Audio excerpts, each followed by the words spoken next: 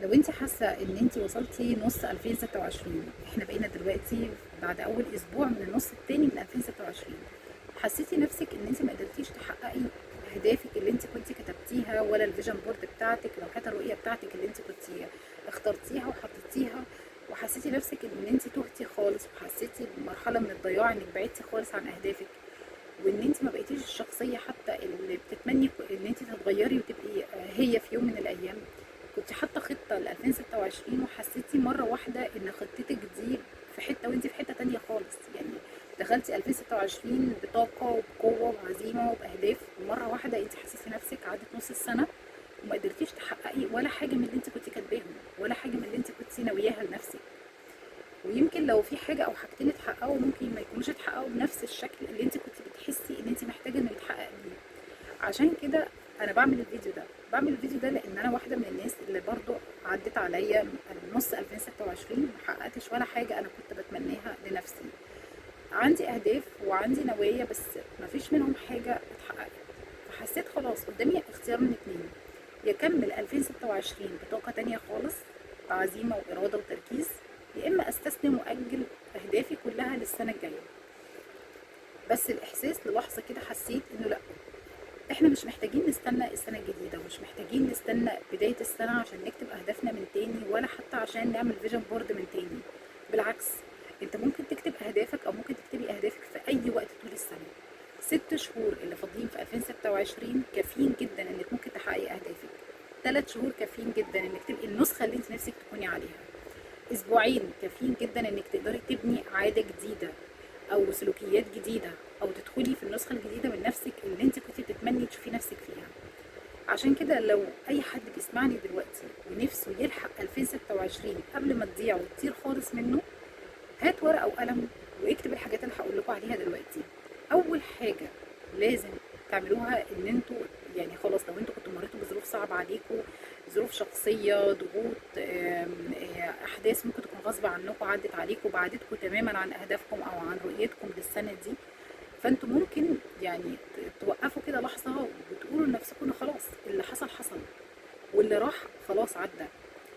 فكره ان انا اقعد في وعي الضحيه كتير، واقعد افكر انا ضحيه الظروف، ضحيه المواقف، ضحيه الاحداث اللي حصلت دي في 2026، صعب. يعني انا واحده من الناس اللي مرت عليا ظروف شخصيه كانت صعبه جدا، كانت قاسيه جدا، يمكن بعدت عن كل الناس تقريبا اللي اعرفهم وبحبهم كمان.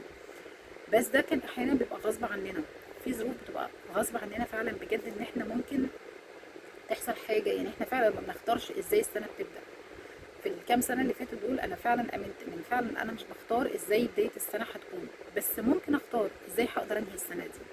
زي بداية اليوم، ممكن تكون بداية اليوم مش لطيفة، بس أنت بتختاري أو أنت بتختار إزاي تنهي اليوم بتاعك من خلال اختيارات أو قرارات أثناء اليوم إحنا بنختارها أو إحنا بنتخذها. لو هي قرار مثلا إن أنت مثلا تاخد رد فعل قوي، لا ممكن تاخد رد فعل هادي، ساعتها أنت بتغير مود اليوم كله.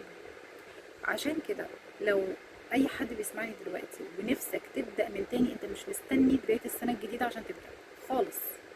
انت كل اللي محتاجه انك تجيب ورقه وقلم دلوقتي وتبدا من تاني تكتب اهدافك. مش بقول تكتب اهداف لمده سنتين ثلاثه قدام، انا بكتب اهم اهداف انا نفسي احققها في 2026. يعني انا مثلا كنت حاطه اهداف كتير، عملت لهم عمليه فلتريشن، يعني عملت لهم فلترت الاهداف، بدل ما هم 12 هدف خليتهم مثلا 5 6 اهداف. دول اهم 5 6 اهداف بالنسبه لي انا عايزه احققهم. في اهداف تانية خلاص فقدت قيمتها بالنسبه لي، حسيت نفسي ان انا اتخليت عنها او مش عايزاها دلوقتي. فاحنا بنقرر ازاي نقدر ان احنا نغتنم الفرصه اللي جايه دي. يا اما بقى هقعد يعني زي ما بيقولوا كده حاطه ايدي على خدي وعماله اعيط واقول لا خلاص السنه راحت انا كده هبدا تاني من اول وجديد. لا، السنه ما راحتش، لسه فاضل 6 شهور. 6 شهور كافيين جدا انكم تقدروا تحققوا اهدافكم، وكافيين جدا انكم تبقوا النسخه اللي انتوا نفسكم تشوفوا نفسكم بيها في اخر 2026. عشان كده يا ريت في النوتة بتاعتكم تكتبوا كده انكم قررتوا انكم تركزوا بقوه على اللي فاضل من 2026، وحنهي 2026 وانا فخوره بالنسخه اللي انا وصلت ليها، وانا فخوره بنفسي. يعني انت فخوره بنفسك، فخوره بالنسخه اللي انت نفسك تكوني عليها، فخوره بالشخصيه اللي نفسك تكوني عليها. عشان كده اول حاجه بنطلع منها خالص هي وعي الضحيه، ده اكتر حاجه هيطلعك من الظروف اللي انت ممكن تكوني مريتي بيها. هيخليكي تستعيدي الكنترول على الشهور اللي جايه. خلاص اللي حصل حصل، وحتى لو هي ظروف خارجه عن ارادتك خلاص مش مهم، اركز على اللي جاي بعد كده. الحاجه الاولانيه، اول حاجه لازم بتكتبي اهدافك. الدراسات بتقول لما انت بتيجي تكتبي اهدافك، انت كانك بتدي امر لعقلك الباطن ان انت عايزه الحاجه دي، فهو انك بتعتبري ان الشيء ده مهم جدا بالنسبه لك، وان هو بيسعى جدا بكل قوته ان هو يحققه. فانت بتكتبي كل الاهداف بتاعتك، وبعد ما بتكتبيها خدي بالك كويس قوي ان انت بتكتبيها بطريقه معينه، بتكتبيها وانت مستحضره، يعني وانت اصلا مركزه، مش بتكتبيها عشوائي وخلاص بتطلعي تجري انا عملت اللي عليا انا كتبتها، لا، انت بتكتبيها بوعي، بتكتبيها بهدوء، بتكتبيها بتركيز، وكانك بتدي بالظبط امر مباشر لعقلك الباطن. يا عقلي الباطن انا عايزه الحاجه دي، يا عقلي الباطن انا عايزه احقق الهدف ده. تحقيق الهدف ده مهم جدا بالنسبه لي، خصوصا لو احنا بنكتب اهدافنا وهي بنديها مشاعر. الكتابة مع المشاعر بتسرع جدا من عملية حدوثها. تعمليه بمنتهى السهولة. تحقيق أهدافك مش صعب ومش مستحيل. ربنا سبحانه وتعالى ما حدد لناش وقت معين في السنة عشان نقدر ندعيه ونقول له يا رب حقق لنا الهدف ده، ساعدنا نحقق الهدف ده. ربنا سبحانه وتعالى بيقول ادعوني استجب لكم. ربنا سبحانه وتعالى بيقول لنا في أي وقت، في أي وقت بالليل أو بالنهار طول السنة تقدري تدعيه بالدعوة اللي انت نفسك تحققيها، الهدف اللي انت نفسك تعمليه. ربنا سبحانه وتعالى قادر على تحقيقه. مش محتاجين نستنى بداية السنة عشان نلحق أهدافنا. تقدري من النهارده. التغيير الحقيقي بيتبني على الناحيه الثانيه، النقيض من دايره الراحه بتاعتك.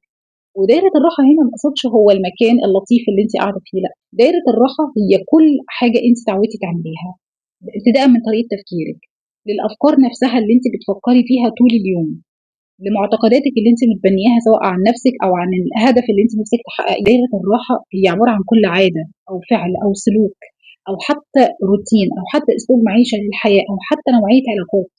ممكن يكون في حياتك في علاقات بتستنزفك طول الوقت وانت مش مدركه ده، علاقات بس اتعودتي ان انت تديهم وهما بياخدوا بس. كل علاقه، كل حاجه ممكن تكوني اتعودتي عليها فتره كبيره من الزمن من غير ما تراجعي نفسك فيها، دي تعتبر دايره راحه. فانت عشان تتغيري بجد لازم يكون عندك استعداد انك تخرجي من دايره الراحه. وهنا مش بتكلم عنها انك هتخرجي منها بطريقه ممكن تكون صعبه مثلا سواء ليكي او للاشخاص، ده في حاله العلاقات، لكن في حاله مثلا العادات او السلوكيات ده سهل جدا، دي حاجه بتخصك انت لوحدك، فسهل قوي تخرجي منها بطريقه لطيفه وبطريقه شيك. بتبتدي تقلليها او بتحجميها او بتحطي لها حدود. لو انت بتسعي انك تحققي هدفك، ركزي على الهويه، ركزي على انت مين الشخصيه اللي بتحقق الهدف ده. بدل ما تقولي لنفسك انا عايزه اعمل كذا، قولي مين الشخصيه اللي انا عايزه اكونها، مين الشخصيه اللي ممكن تحقق لي الهدف ده. وابتدي تلتزمي بكل العادات والسلوكيات حتى الافكار اللي بتعيشها الشخص. احمي في البيئه اللي حواليكي بجد. البيئه اللي حواليكي من اكتر المسببات اللي ممكن تشدك لتحت او تطلعك لفوق، ممكن جدا توصلك لاهدافك او تخليكي تسيبي اهدافك دي خالص وتبعدي عنها. اعرفي الناس اللي حواليكي كويس قوي. يعني في مقوله بتقول انت عباره عن 5 اشخاص اللي بتحيط بيهم نفسك. شوفي مين الاشخاص اللي حواليكي، شوفي كلامهم ليكي عامل ازاي. وهنا ما اقصدش ان اهلنا المقربين او حد ممكن يكون يعني مقرب منك قوي ليكي، بس اعرفي مين الناس اللي انت بتقضي معظم وقتك معاهم، مين الناس اللي دايما حاوتي نفسك بيهم، لان افكار الناس دي بتتزرع جوه عقلك بدون وعي منك. كلامهم ليكي ممكن يشجعك ويطلعك لقدام، وممكن يخليكي تحبطي وتفضلي واقفه مكانك حتى لو انت بتعملي حاجه ووصلتي لنتيجه ايجابيه. كلامهم ليكي ممكن يخليكي تسيبي النتيجه دي وترجعي تاني، وساعتها تبقى انت بتعملي تدمير ذاتي للهدف بتاعك. عشان كده نصيحه مني، حاولي بقدر المستطاع تفلتري الناس اللي حواليكي. شوفي الناس اللي حواليكي دي بتزرع جواكي افكار سلبيه ولا افكار ايجابيه. هل كلامهم بيشجعك تطلعي لقدام ولا بيخليكي دايما واقفه مكانك؟ هيساعدك تكملي 2026 بنجاح ولا هيضيع ال6 شهور اللي فاضلين من 2026 وهيرجعك تاني يخليكي واقفه مكانك؟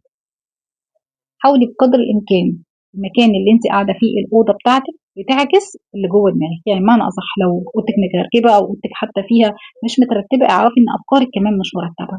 عشان كده دايما ترتيب المكان اللي انت بتكوني موجوده فيه بيساعدك جدا نفسيا تكوني افضل، بيساعدك انك ترتبي افكارك بشكل تاني افضل، ويخليكي دايما بيقول لك كما في الداخل كما في الخارج، ويقول لك ساعات كمان كما في الخارج كما في الداخل. يعني زي ما بره بيبقى فيه جوه، يعني لو الدنيا مترتبه بره انا كمان هبقى مترتبه جوه. عشان كده لو انت بتسعي ان انت تعملي فعلا تغيير حقيقي في حياتك، اعرفي ان التغيير الحقيقي ده ما بيتبناش بقرار كبير بين يوم وليله، التغيير الحقيقي بيتبني بالاختيارات والقرارات الصغيرة اللي بتاخديها بشكل يومي. بتبني في النهاية الشخصية، وبتبني في النهاية الحياة اللي انت نفسك تكوني عليها ونفسك تحققي. 1%، 1% على 1% على 1% بتبني في الآخر نتيجة تراكمية. في النهاية بتظهر النتيجة اللي انت نفسك تحققيها.